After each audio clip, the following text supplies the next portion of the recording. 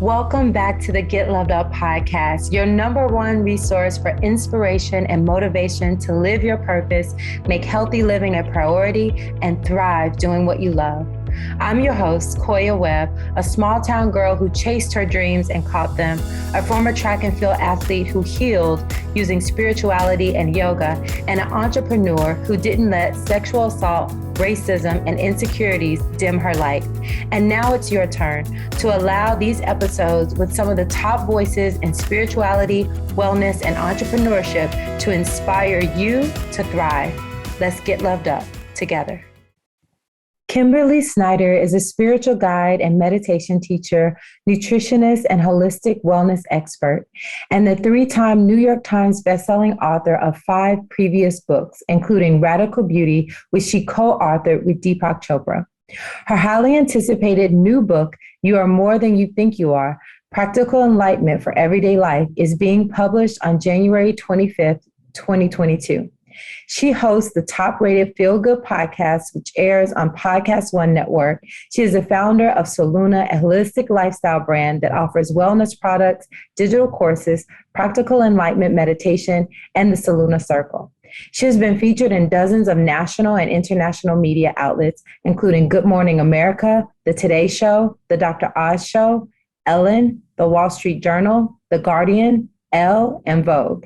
Kimberly lives in the mountains outside of Los Angeles and Hawaii with her husband and 2 sons. To learn more about Kimberly, visit Kimberly Snyder and mysolluna.com. Kimberly! So good to see you.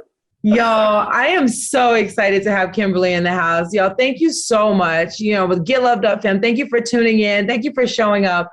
Not only is Kimberly a dear friend, but this woman is one of those people who, if you need anything, if you need someone to talk to, if you need anything that happens to do with health and wellness, she's your girl. She's like the go-to girl, right? Oh my gosh. Thank you so much, Koya. It's so amazing to be back on the show. You and I've just felt connected to you from the moment we met, the moment we got together. We were instant friends. And, it's just great to continue the journey together, supporting each other. Exactly. I feel the exact same way. And we're going to dive right in because you have been through a lot. And now you have a new book where you're sharing about your journey and the transformation. Can you talk a little bit about this season of your life and what you feel like you're going through? Wow. So this book is very different than my last books. And this one, Koya, this idea came right through when I was 34 weeks pregnant with my younger son. I wasn't looking to write a book. I wasn't, trying to think of an idea. It just came right through. And I thought, oh my gosh, it was very powerful. So I reached out, I presented the book over Zoom, and I ended up signing a book deal 3 days before he was born. And then I waited 60 days afterwards, and then I just started writing. And I have to say that this book, I've written 5 books before this. This one is completely different. This one doesn't feel like my book. It just felt like it wants to be out in the world, and it just came through me. And my previous books have focused a lot on dietary principles and lifestyle principles and Ayurveda. This book is the first time, Koya, I'm writing my full playbook for how to really live your best life, to get past the stumbling blocks. It's very practical. So it's how you take your inner essence and create form. You create your best stuff. You create abundance, how to be really confident, how to be magnetic, how to really boost your vitality. And what people don't realize, Koya, a lot of people don't know this, is I went backpacking after college for 3 years. And when I came back, I was applying these principles. I'd been to India. I was working with ancient yogic teachings and science, and I was going back to nutrition school, doing all this stuff. But I was working with these exact teachings to elevate me from being a broke backpacker into, creating what I wanted in my life. And my first book proposal, it was about some of these teachings, and it was a travel memoir. And my first publisher, which is HarperCollins, said, "Oh, this is a great idea. but look at your blog. People really like the food stuff. So why don't we write a food book first? And this will be the second book. And, the food stuff just started to take off. That was 10 years ago. And so now I've sort of come full circle to know this is what I know will help people the most. And to answer your question, where I am in my life, a lot of things have happened along the way, including, as I write about in my book, a few years ago, a very dramatic period where I lost my mom really suddenly. And then a few months later, my partner and I broke up. I moved out as a single mom. Emerson, who you know well, Auntie Koya, he was, not 2 at the time. He was like 19 months old. So it was during this period where I just started, sitting in that gritty, very raw time and really finding myself and my strength and really finding what my truth. And so that is sharing a whole lifestyle, sharing all of it, not really worrying what other people think. And they put me in this box of this or that. But this book came out of that whole expansion in my life. And I'm so excited to put this out because really, Koya, I think of all the stuff I've ever put out, I've never been so excited about anything other than this book. This is it.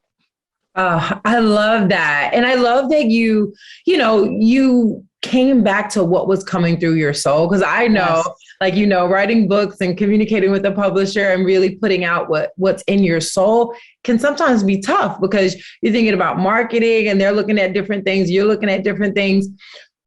And one thing you talk about in the book is your true self. Yes. So can you just share the concept around true self and how that finally came out in this book? Yes. Oh my gosh. Thank you. So the true self, it's something I could, talk about for hours and hours and hours. This is a yogic teaching that we have what we call the pseudo-self or the pseudo-soul, the ego. And this is where when we identify with all the time as our full self, as our worth, this is where we struggle. This is where we compare. This is where we look on social media and think, oh, she's got a fancier house or she's prettier or this one, this and this and this. We live on the surface, right? Or we struggle. We start to feel competitive with other people if we identify only with the pseudo soul. So what yoga teaches us is that underneath all of this, what we can see with our physical eyes is the true self.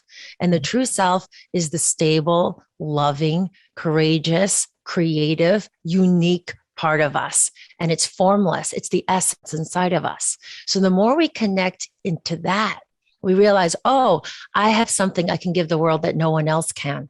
So it starts to take away this sense of struggle, this not feeling good enough, this, looking out and comparing or feeling competitive between other people. We start to connect in with this part of us. And the more we do, Koya, as we know, we just start to become more magnetic. We start to become more naturally confident. And this is the source of unlimited creativity. So it's from this well that we drink to create our best ideas, to access more wisdom, right? Not just from this like endless pushing and doing, but something that's much deeper than that. So the book is really a very practical guide for how you connect to the true self in your daily life. And you'll see, Koya, it's very practical because I love philosophy like anyone else. I love the books of, Eckhart Tolle, for instance, which are great inspiration to me. But then I would often think, well, what do I do with this? I love this idea, but how do I apply it? So that's, a question I get a lot, and I've done that with prior books. So I take that idea of living from the true self, and chapter by chapter, we get into how you access your magnetism, how you access your creator ability. And it's, step by step, so you can really work it through. And I love that you give people that practical application, because I feel like that is the missing link. And that's what really helps people mold it around their lifestyle, because we are all so different. And now we've gone through this season of figuring out who we are. Maybe a lot of people lost their job and had to change, who they are, or take a pivot in their business. And I think bringing it back to your true self and finding your true self and your purpose and what really brings you joy, I feel like that is a beautiful key to living the life you want to live. Yes. So Koya, it's like we live life every day, right? We have our rhythms, we eat, we sleep, we do whatever we're doing every day. So really bringing the best stuff out means we have to balance our inner life, our inner connection, and our outer connection. So it's really important that we create rhythms and structure to that. So that's, the book, we talk about different practices, what you do in the morning before the chaos starts, and also on a daily basis. And this is something that, the great yoga guru Paramahansa Yogananda talks about quite a bit, who I highlight in the book, a lot of his different teachings. He talks about the power of introspection. So it's really important at the end of the day, just to have some period for really, writing it down or having a period of stillness and reflecting. Hey, what did I learn today? What could I have done better? What can I let go of? What am I grateful for? So the more we introspect, the more we learn about ourselves. And we all have done stuff. We all have behaviors that, we may not be proud of, but it shouldn't affect our confidence. It shouldn't affect our self-worth, because at the end of the day, we are who we are, and none of that stuff affects us. But really having these practices for learning and breaking patterns, breaking patterns of fear, of not feeling enough, of regret, all of this energy keeps us down. So it's very important to look through and break through on a daily basis. And that's how day by day, small step by small step, we continue to improve our lives. Absolutely. And I love that you said it's the energy. That energy of the things that you don't want can't outweigh the energy of the things that you do want. And I love how you give people all of those tips, but also acknowledge the energy of sadness, of grief, of frustration, of insecurity. Like all of those things are real. And I love that you acknowledge them and then bring people back to their true self. And you also talk about a word that a lot of people are scared of. And I know for a long time, I didn't say it because it was so kind of taboo and people had different thoughts about, but you use the word enlightenment. So I really want to talk about this word, because a lot of people, like myself, I have, a Christian religious background, and it is that word that, in Christianity was like, oh, you don't want to say enlightenment. You don't want to be enlightened. Anyone that says enlightened, they are, on a whole nother journey that you don't want to be on. And that was my introduction to the word. And I think, the way you explain it in the book, it really helps people look at that word in a different way. So can you share kind of your journey around the word enlightenment and how you use it? Well, it's funny, when you were asking that question, I thought you were going to say the word God, right? Because I use the word God as well. And I think, like enlightenment, don't let language be a stumbling block, right? Because, for instance, if you don't like the word God, you can say universe, you can say source, you can say love. But this idea that there's many paths up to this, this one, creative, divine energy, intelligence, whatever you want to say, right? So it's the same thing with enlightenment. Enlightenment is really about freedom. If you look at what the meaning means, it means that we awaken to who we are. And inside of us is this formless essence, is the true self, is spirit inside of us. We have this part of us that's beyond this body, beyond what we look like, beyond what we do in the world. And so similarly to you, Koya, I was actually raised Christian. I was raised Catholic. And so I was raised with a little bit of separation from God. In my church, there was going to confession, there was going to the priest. And I always felt really connected to Jesus, but I didn't always feel so connected to the church. And then when I started backpacking, I went to India, and then I was like learning about all this stuff. I said, how does this fit in? Does this mean I have to give up being a Christian or Catholic? Or, I don't really get it. But then I found Yogananda, who was the one who brought yoga to the West. And he was very clear. On the altar, he is Jesus, he is Krishna. And he says, look, the essential message of all these religions is the same truth, which is that we want to connect with spirit in all the different ways and all the different forms. So you can meditate, you can be a yogi, and you can be Catholic, or you can be Jewish, or you can be Muslim, or you can be whatever you are. What we're talking about here is not religion. It's about spirituality, which is the experience of awakening, being aware of the presence of God in all things, or universe, whatever word you want to use, in all things.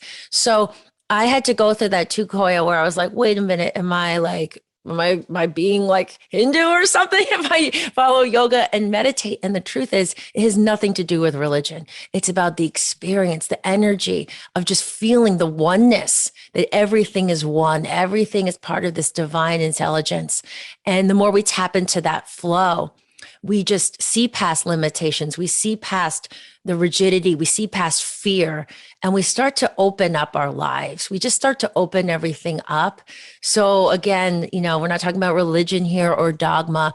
It's really about freedom. It's about getting past these little, the perspectives we look at. A lot of this comes from wounds, triggers from childhood, things that have been passed on ancestrally. Our parents all did their best, but they also came from a limited perspective. So enlightenment is about looking past all the things, the beliefs that we've integrated, ingrained as truth without even examining, and realizing that there's a bigger part of who we are, the true self. There's a much bigger part. And when we start to connect with that, whoa, that's when everything starts to open up. And Koya, for me, I get so excited because people ask me all the time, how did you start writing books? How did you create your company? How did you do this? How did you start making money? How did you all of it's in this book. Chapter by chapter, I lay it out. And these are the teachings. And what's amazing is you'll see there's a lot of supportive science as well.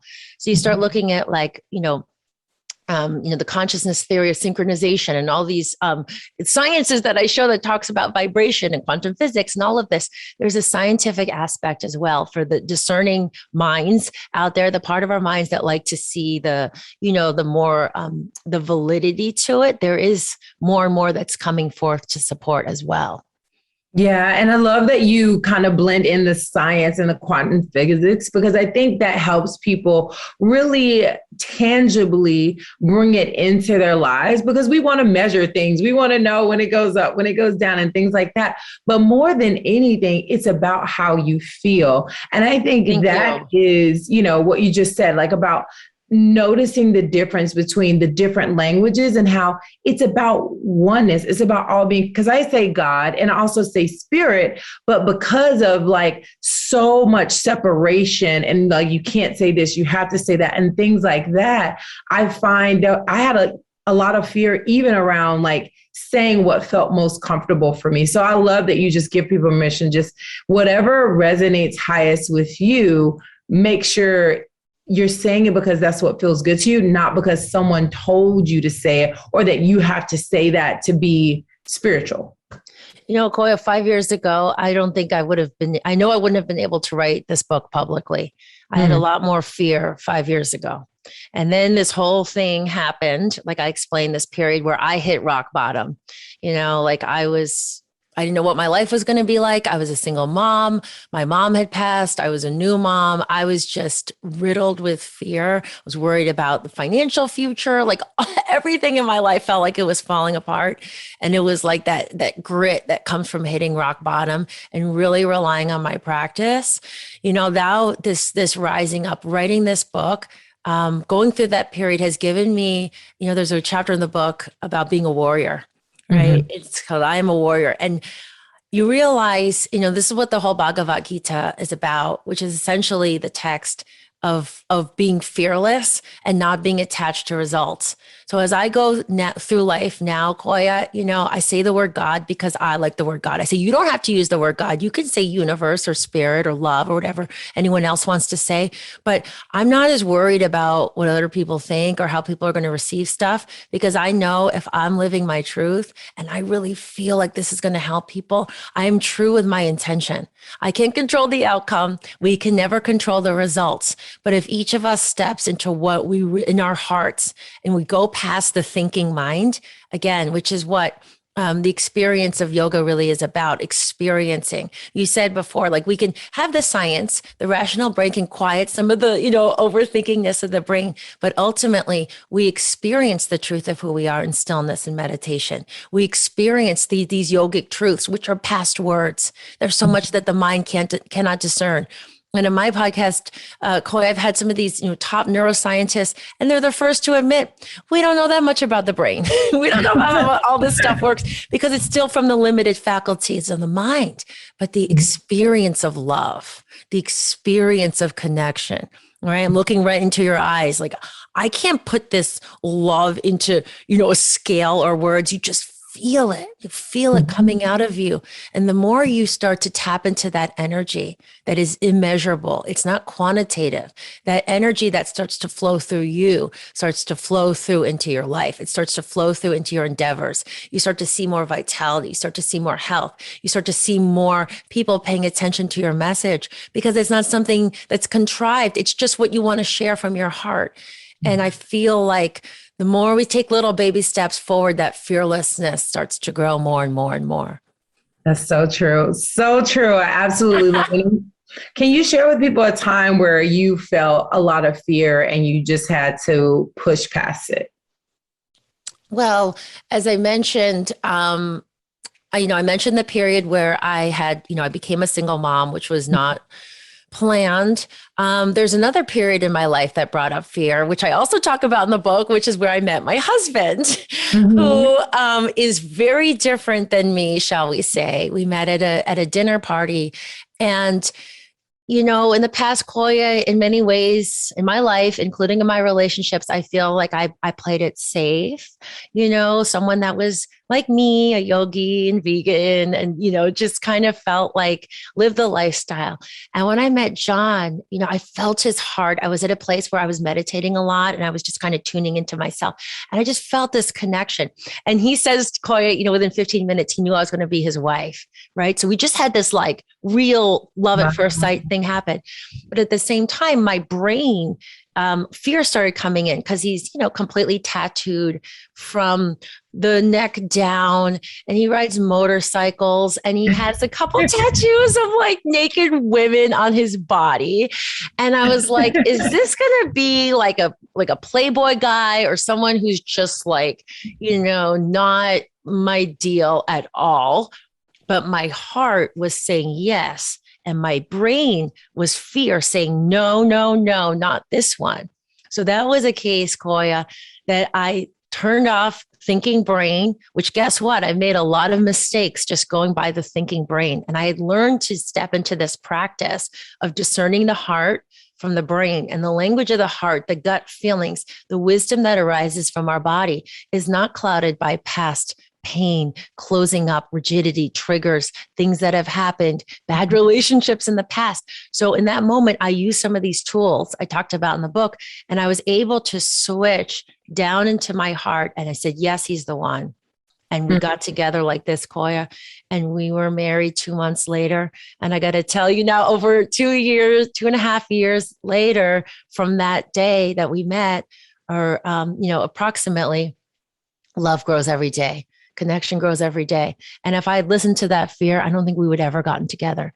So, Koya, so many people say, oh, how do you find your soulmate? And there's all these, can't find him. I say, switch this off, start tuning in here more, and use these practices, because magnetism and love starts to grow every day more and more. I love that. I love that story. And I think it's so important. I feel like, so many people, they're afraid of that heart. They feel like, and especially if you've gotten hurt before, if you've experienced heartbreak before, you think like, okay, I need my mind to protect me, and it shows up as a protector, but really it's about leaning into your heart, like you said, and trusting that your heart knows the way. And you know what? The more you connect to the true self, the more you connect in, you realize, Koya, ultimately, there's nothing to protect. And that's a big lesson I had to learn. There's nothing to protect because your heart is here. And if you give someone a shot, and guess what? They trample down all over you and they treat you like shit, and whatever happens, you still have your heart. It may hurt for a while, but your essential essence will never go away. So ultimately, all this fear just keeps us small, keeps us going for the love, keeps us going for the dream. And there's nothing to really protect. If someone says a bad comment or they criticize you or whatever, you're trying to protect yourself by not doing that. I'll tell you another example of that, Koya. First time I went, or not first time, but, I was very, I would say naive. I was just very open when I started doing this work, right? So 10 years ago is when I wrote my first book. So I would say maybe the third or fourth time I went on Good Morning America, I was still like bright-eyed, bushy-tailed, like saying whatever I believed.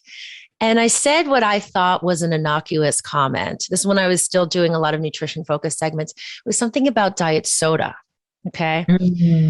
Not drinking diet soda, which I thought was, hey, like pretty basic for you and me, right? Yeah. The next morning, there was this letter from the American Dietetic Association signed by the president, with like 50,000 members, that they had sent it in, and they were flooding my blog with all these hate comments. Like, how can you tell people not to drink diet soda? We recommend it to our diabetes patients. You're a nutritionist. You're not a registered dietitian, blah, blah, blah, blah, blah. Like on and on. The hate was like on and on and on. Oh my goodness. And so there was this moment of like it was the first time I felt really publicly attacked. And thankfully, really the only time I felt really publicly attacked. And I had this like closing up feeling of like, maybe I should shut down my blog. I'm trying to help people. Why is this happening to me? I don't want any of this. I don't like this feeling. All the fears came in, things I remembered also from my childhood, rejection, not being accepted. So much started coming in. And I remember there was that choice, Koya, and this was like, 10 years ago. And I remember just feeling like, well, I went through the worst of it. And you know what? Not that bad. Their feelings sting, but if you sit with it, these emotions can come through us. And then you know what? It doesn't hurt so bad. I can look at your comments, and I know it doesn't mean anything about me. I mean, I'm so much stronger now, 10 years later, but we realize these things that we're so scared of, guess what? They happen. Not that bad. Not that bad. Someone dumps you. Okay, it'll sting, but it's not that bad. At least you tried for love. At least you gave it a shot, So we start to see beyond the fear. We start to awaken freedom, which by the way, love, I have to say we did, speaking of hobby, we have a whole course that comes along with the book. If you pre-order 2 books or more, that's free. And it's the first time I'm teaching some of it with my husband, John. And I have to say, it's a wonderful course. There's practices, videos, meditations, journaling practices, but it's on the other side. It's called Beyond Fear, Awakening Freedom to Live Your Best Life. Again, awaken, enlightenment, freedom.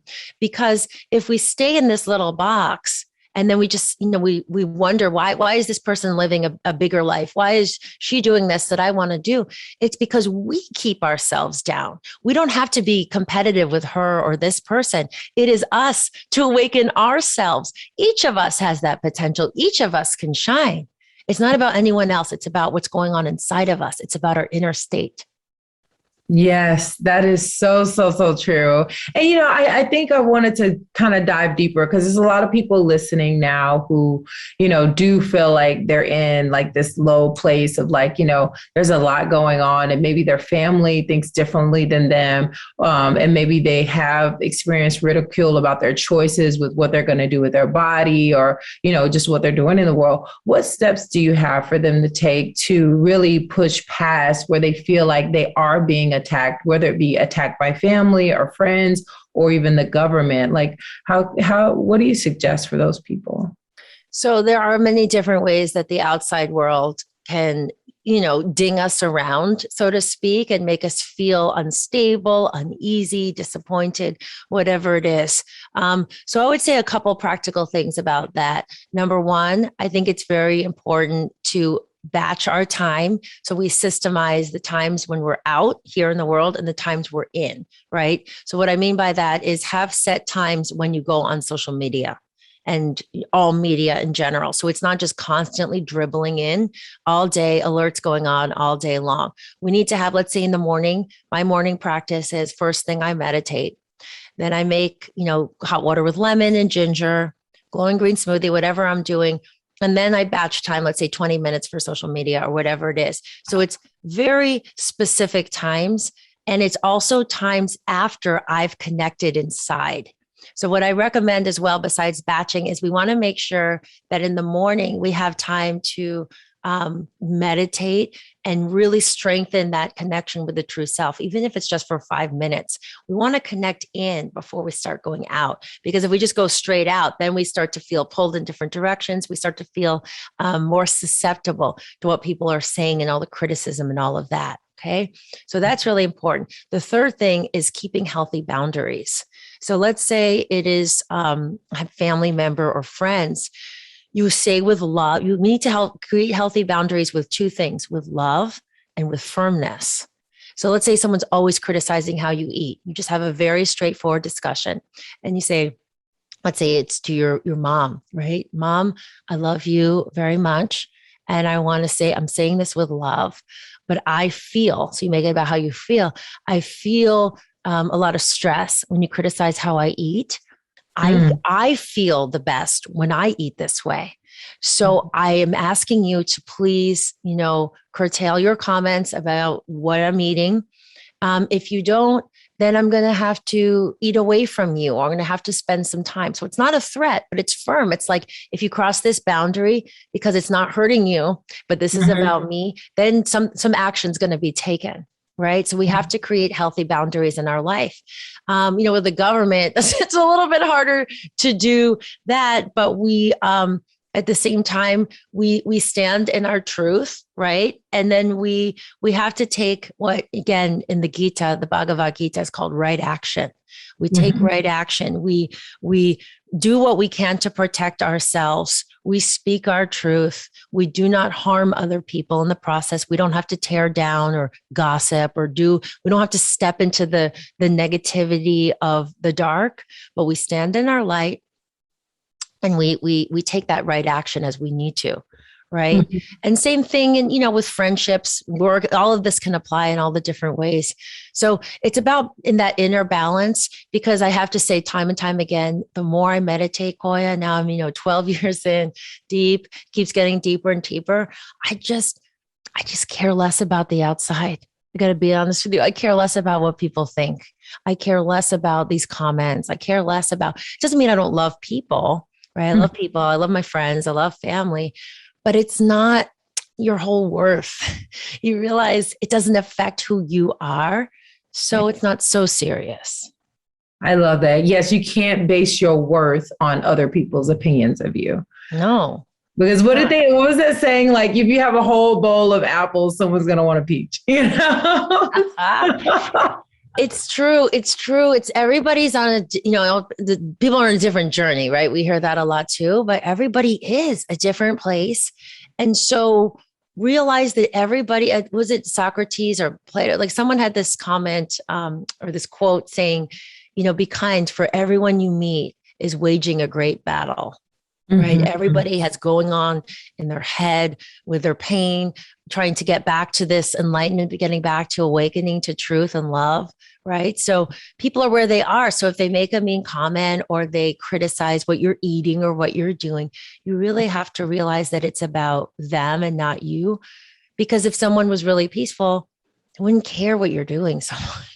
Right. If they weren't judging or looking or seeking, that's 100% correct. I feel like that's a good thing to think about. It's like, what is this person going through to make them kind of crouch on me and have all these opinions or insults or attacks when it comes to trolls. And so the first thing that, comes up for me is just compassion. Realize that when someone attacks you, it could be that something they're trying to figure it out, or maybe something is going on in life. So I love that you said that. Just the reality is everyone's fighting a war, fighting a battle, or having a reality that has nothing to do with you.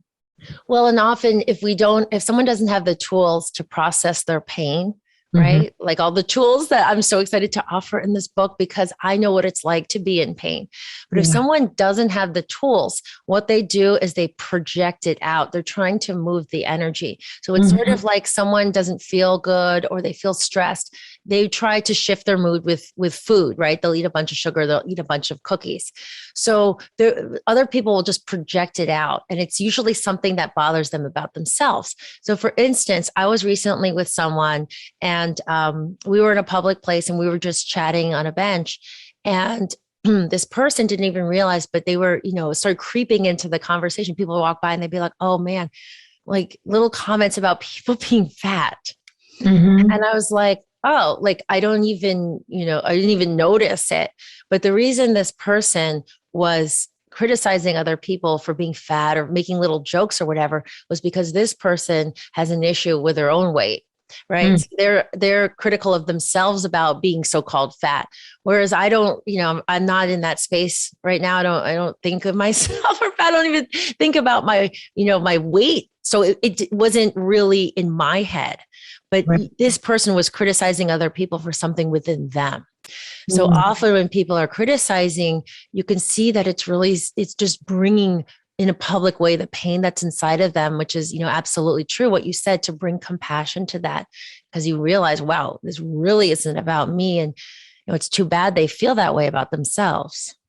Yeah, that's so true. I think projection is something that a lot of people don't know about. And so they're doing it unconsciously. Can you share some of the tools that you share in your book to help people get through, especially when it comes to comparison and insecurities? I think those are the tough ones right now, especially,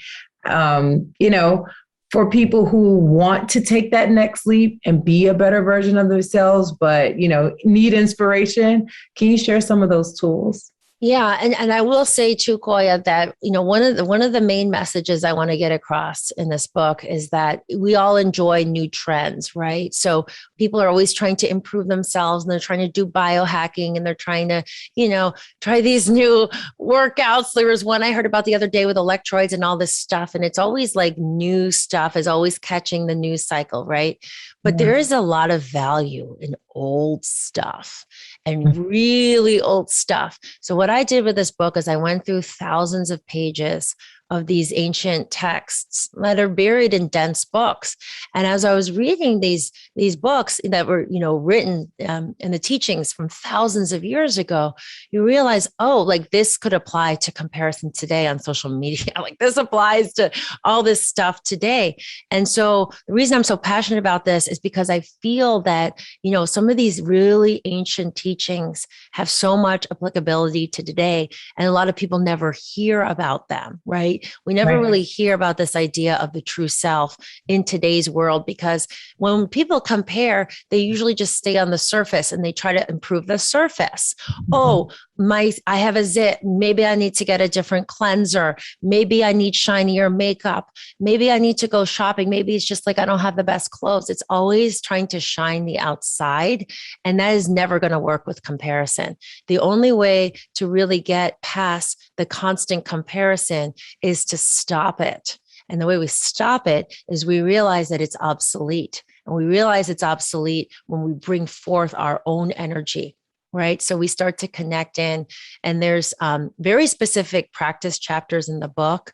There's also, using your breath. When you start to notice that you're comparing yourself, you'll often notice that your breath gets really shallow and you're up here. So what you do when you start to compare as well is you have to stop in that moment, because the way to break a pattern is to stop it in the middle of a pattern. Right. And a lot of science supports this with, psychologists that work with trauma or, patterns where you start to feel you're unsafe from something that happened, but you're safe now. So you have to come back to the now moment. So when, and we all compare ourselves. If I find myself doing it, as I still do from time to time, I'll feel my breath and I'll say, oh, I know this feeling, it's comparison. So then I come into my body, and then the next place I focus is the bottom of my feet. Because I feel like, oh, I'm here right now. I am me. I'm here now. I'm safe. You start to feel the container of your body. You start to focus on your breath coming in and out. You start to connect back in. And then if I have time, I'll do a mini meditation. I start to try to connect back with that true self. And then you remind yourself, or you just have to remind yourself, if you don't have time to do a little, even a mini meditation, I am beyond compare because I'm the true self. I'm energy, whatever language you want to use. Yeah. Who I am is not able to be compared. So I'm just being, silly me. I'm just comparing the surface again, whatever it is. You catch yourself in the middle of those patterns, and eventually you start to look at things with more neutrality, where you can say, oh, wow, she's really beautiful, or wow, she's really successful. But that person's journey doesn't mean anything about your journey, because it's like comparing, apples and oranges, like we were saying, or peaches and grapes or whatever. It doesn't make sense, because we're all different energy. We're all, spirit individualized in different forms. So you keep catching yourself, and it may take a while to break this pattern, but I promise you, as someone who has worked through a lot of that, you just do it time and time again. Some days it's easier than others. You keep doing it and keep doing it. And at the end of that, you will develop more observation, more witnessing versus judging and comparing. Oh, I just love that. I love that. And I love that, your main tool is just bring it back to the breath. Because I feel like you said, when that breath gets shallow, people don't notice it. But if you start doing breath work, then it actually enlightens you. And so a light shines in on where you need to feel supported, affirmed. And I also like that you brought in the affirmation, because I feel like, people don't know how important like the affirmations are. And I know in my life, when I started using affirmations, and I do affirmations every single day, I do breath work every single day, it helps. Because even, and I know you experience this too, even though, as a leader myself, I sometimes catch myself like, oh, you're comparing yourself. Oh, you're frustrated. Oh, you have negative self-talk going on, and I have to check myself. I'm like, oh, okay. Yeah, no, I feel good about, why am I saying I want that? I'm only saying I want that because I see someone else has that. Or why am I, saying something negative about my hair because I didn't curl it today? It's just not curled today. It's fine. So I constantly, I just want to admit my hair today. Right. I just want to admit, like, it's not about perfection. Right. And I know you're the same way in that. Like, how do you deal when it does come? Or do you even get, like me, do you get those times where you also have to silence your inner critic? Oh, we all have to, love. I think we all have to. And what's interesting, I was laughing when you were talking about hair, because this is my sixth book, and 4 of my previous books have the word beauty in the title. So, it's been something I've been trying to deeply understand. And there's a chapter in this book about beauty in a very different way, because after all of this, I feel like I got it. I understand what beauty is now fully. And for me, I grew up in a pretty much 100% Caucasian place. I'm half Asian. I always stood out. People didn't know what I was. I got asked, what are you? We studied World War II. People thought, oh, are you Japanese? We studied the Native Americans. Like, oh, are you Native American? I kind of just got put into anything that wasn't white. And as a child, that didn't feel good to me. So I always felt very the opposite of beautiful. I felt like I was strange looking. I felt like I didn't, fit in. So I think we're drawn to things to try to heal ourselves. One of the reasons I was like, what is beauty, was because I never ever really felt beautiful. And now, after all this time, 6 books, 10 years later, what I realize is the truth, which is we are all beautiful, right? We know that. But what makes somebody really radiant, what makes somebody that kind of beauty that draws you in, that kind of beauty that you can't explain, what's the French saying, je ne sais quoi, I don't know what it is. What makes someone that real beauty, Koya, is the degree to which they are connected to their true self. Right. So some people don't use that language, but the true self is you being you. So it's like the women that are very comfortable with themselves, and men, people that are very natural. They don't worry oh, my hair may look a little whatever frizzy or messy today, but I don't care. I'm just showing up. I'm confident. I'm cool with me. And then when you're cool with you, other people are too. So that's what makes somebody very, very attractive. And it's beyond these like glittery Instagram images, the perfect, whatever, smoky eye or whatever it is. What makes somebody really beautiful is when they're just connected to themselves, right? You feel that they're just comfortable. They're just natural, because guess what? When they're natural with themselves, they're cool with you. So you relax around them. So you're drawn to them. That's magnetic. That's what real beauty is. Oh, I love it. Real beauty is to the degree that you are connected to your true self. Y'all write that down. Yes, right. It's in the beauty chapter, love. I think we need to hear that like every single day and like write it on our mirrors as women, just for a reminder. I just think it's just so beautiful. And I think you said it so eloquently, because again, it's easy to forget, especially when you're looking at magazines or when you're like, oh, you wake up tired and you're like, yeah, this filter, for me, it's more so like, I use filters, right? And so I don't use filters because I think I'm not beautiful. I use filters because I don't feel like putting on makeup, Well, listen, of course, look, we live in this, we live in the physical world. So we still want to look good. Like I'm wearing a blue shirt because I think I look good in blue and I like the color blue. So it's not that it's not that we walk around like slobs and we don't wipe the boogers off our face, right? We still have to be presentable. We're here in the world. But at the same time, we don't put all our value in it. That's the difference. Yes. We don't take it so seriously, and that's one of the things that I really feel is the detriments of social media. When that whistleblower, all that stuff came out a few weeks ago, and she was citing all this research that, Facebook, all this stuff, they knew that this would really, especially for women, hurt, self-esteem and create all this competitiveness and mental health issues and all this stuff. I'm so passionate about putting this book out, Koya, because I feel like we're in this age right now, which is so image driven with Instagram and social media. It's so flat. It's just like, people feeling judged for how they look. And if they don't have these tools, they get swept into that and they start to feel, very low. Let's say if a post doesn't do well or they lose followers, and then they start to feel better about themselves if a post does well. And the problem with that is it's all external. It is nothing. It's not coming from the inside. You have no power over that. And so you lose a little bit more and more of yourself every day. And that really is not who you are. You are not those images. You are so much more than that. You have so many gifts to bring. I'm speaking to everyone listening to this because we are all unique. Yes. We all have something. That's why we're born. We all have a purpose here. Yes. And I'm going to bring it back to that because, when you said, I wore a blue shirt because I think I look good in blue.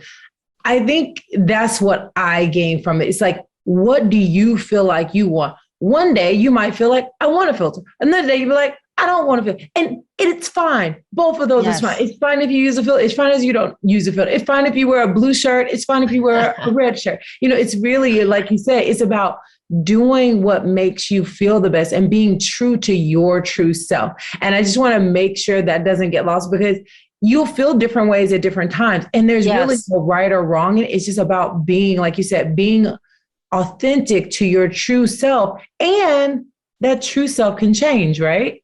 Exactly. Well, the essence of the true self doesn't change per se, but the expression can change, right? Because like you said, and also, by the way, people may think, oh, if you're, a yogi or you're really spiritual, you may look a certain way, look like a hippie, not wear any makeup, never shave your legs or do whatever it is. And I say, that's just so external.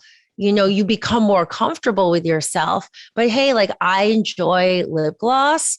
Does that make me more or less spiritual? I don't think so, So it's having this, lightness about things. At the same time, I don't define myself, purely by my looks. I don't spend, a lot of time on my looks, but I do spend time, and I enjoy, looking great for my husband, especially I like dressing up for him and hanging out and whatever makes me feel good. And as long as we stay connected to that true self. And so if we get a zit, if we gain 5 pounds, if, we lose 100 followers one day or whatever it is, it doesn't have the power to change our concept of our own self-worth. It's fun to play on the surface. As I say in the chapter, You Are Beauty in this book, I say, it's okay to have all this fun, but don't mistake any of that for true beauty. I love that. I think that's going to land for a lot of people because, we all want to be seen and heard and loved. And when you're basing that on outside validation, yes, that outside validation controls how you feel about yourself. But if you base it on the true self and how you feel about yourself, that's the authentic barometer. And what do you feel like now that you've written this book? Like, what do you feel like happened in your life after you finally got everything into this book? Oh, wow. I feel that I grew so much in writing this book, Koya. I feel a tremendous blessing from writing this book. Yeah. No matter what happens from it, I went so deep. And I honestly don't know how I wrote this book with a newborn, during the pandemic, where my older son, who was, just turned 4 in the pandemic, was home. There was no school, but this, like I said, it just felt channeled through. So I'd write it late at night during nap time, like any moments I had. And when I sat to write, it just poured through. And I was reading, so many scriptures. You see, there's quotes from the Bible, there's quotes from the Gita and Buddha. And, it's just kind of delving into all the different traditions about this concept of enlightenment. And, a lot from Paramahansa Yogananda, who is my spiritual guru. Again, he brought yoga to the West and really had this language for showing, between Jesus and Krishna and Christianity and yoga, it's like this essential truth of oneness and spirit inside of us and connecting to that. So every week, every day I was writing this book, Koya, and I just felt like, oh my gosh, this is changing me. My meditations kept getting deeper and deeper. My whole lifestyle changed during writing this book. I started going to bed really early so I could get up really early, even before the baby. Sometimes I'm up at 4 to meditate for an hour. You asked me this a couple of years ago, I'd be like, no, that's not possible. I like to do this at night. I like to hang out. Now I go to bed. This just feels like this burning, like I don't meditate because I feel like I have to. I'm so drawn into it now because of what it gives me, honestly. And these practices that I lay out at the end of every chapter, there's a whole list of practical things that you do, right? Like do this, write this down, contemplate this, or, breathe this, use this mantra, whatever it is. Going through this practice and sharing what I share with the readers in this book, I have to tell you, I feel, from the beginning of writing the book, which is, now a year and a half ago to now, I can say with truth, my joy and the peace from inside of me has exponentially increased. And that is my sincere intention for anyone reading this, that their joy and their peace and their fulfillment in their life goes up. Up. That's what I was just going to ask you. I was going to say, like, what are you hoping that, people walk away with? I think, there's 19 soul qualities that I list in the book, and accessing them, whether it's magnetism, confidence, true beauty, abundance.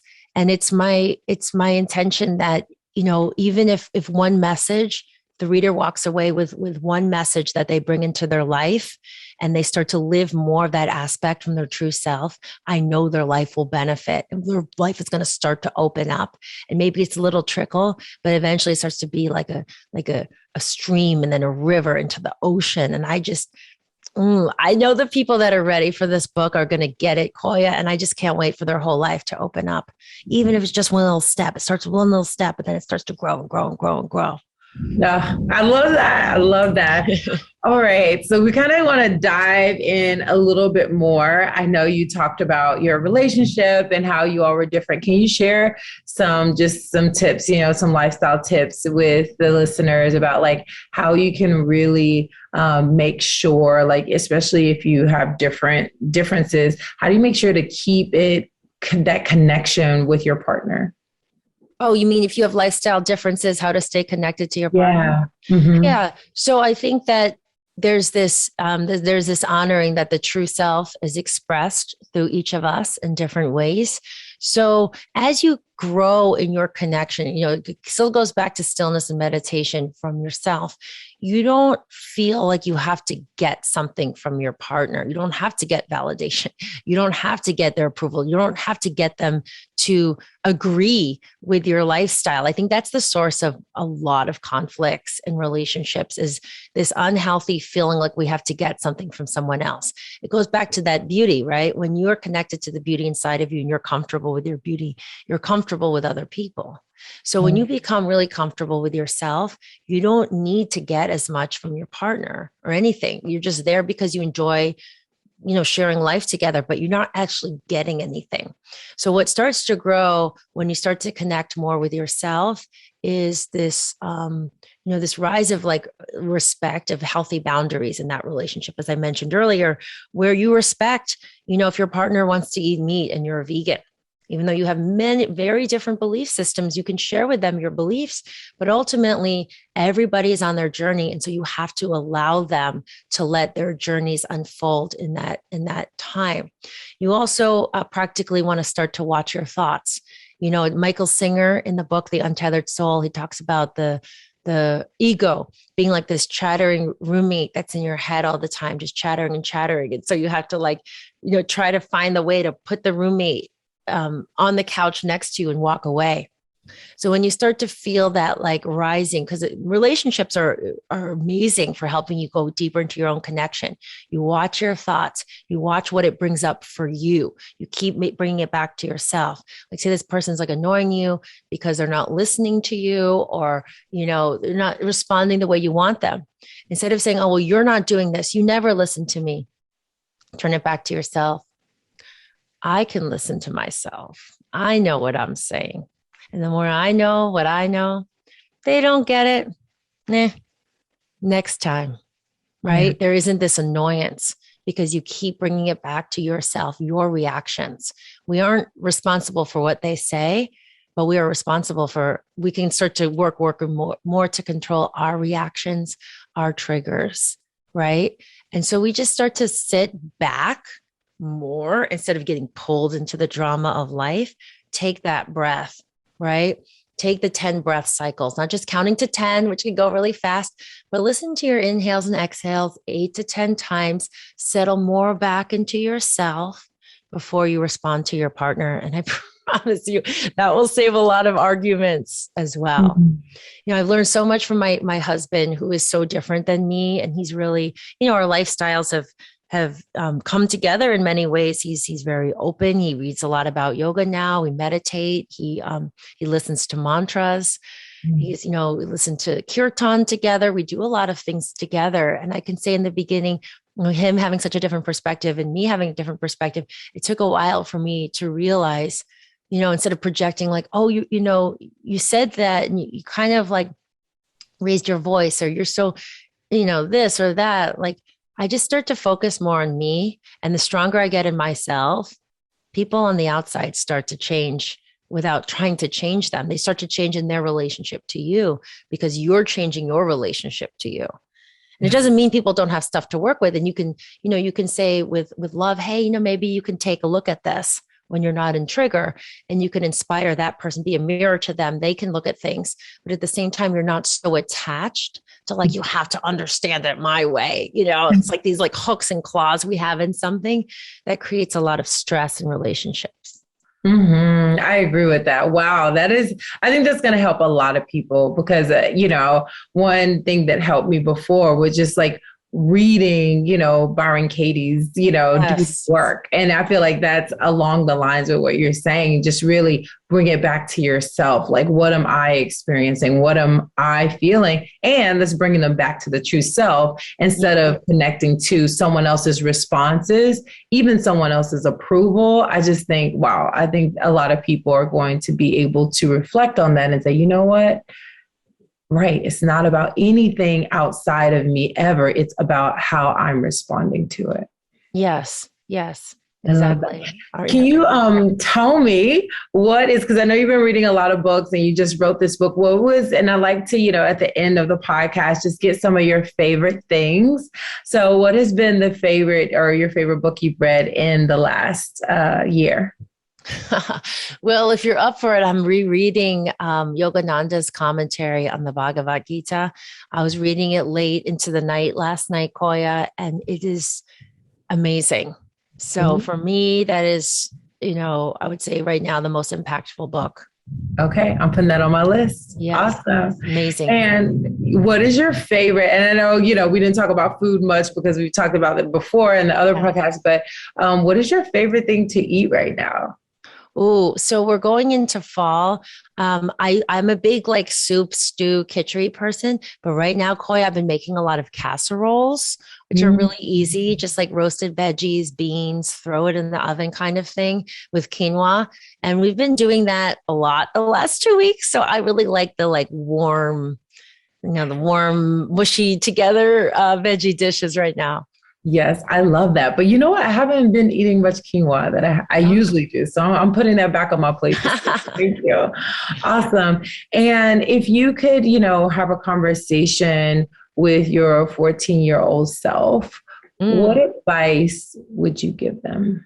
Oh, wow. I would want to hand her this book and say, you put so much value on the external world. You need to get to really know Kimberly. That's what I would tell her. That's amazing. That's amazing. Well, thank you so much for joining us. I just always appreciate your wisdom, your true beauty, and how you really just allow people to know you. And you help so many people with your website. Can you tell everyone how to find you and where they can connect with you? Oh, thank you, love. It's mysolluna.com with 2 L's. And if you go to mysolluna.com/youaremore, you'll see the whole book pre-order page where if someone pre-orders Koya, they get the first few chapters of the book for immediately. And then if they order 2 or more books, they get that whole Beyond Fear, Awakening Freedom in Your Life course for free as well. So super excited. Also, my Instagram is @_Kimberly Snyder. Awesome. Thank you so much, Kimberly. It's been such a treat to have you. I cannot wait to see you again in person. Yes. But thank you, my love. Virtual love hug. you so much. Love you. And thank all of you for tuning in again. If you haven't done it already, please leave a review. It helps us bring amazing guests like Kimberly on. And also share us on social media, tagging me and Kimberly. Let us know your biggest takeaways from this episode. It is my goal. It is my mission to bring on as many thought leaders in the spaces of spirituality, wellness, and entrepreneurship to help you thrive. So thank you so much for being part of this community. My heart goes out to you. And until next time, love yourself, love others, and love the world. One day at a time, one breath at a time. Peace and love. I just want to take a moment to say thank you for being part of the Get Loved Up community. I like to share topics and people making a positive impact in the world, and your feedback means the world to me. If you haven't already left a review, please leave a 5-star review and let me know what you want to hear more of on the show. I'm here for you, and together we're making the world a better place, one day at a time, one show at a time. Thank you for listening.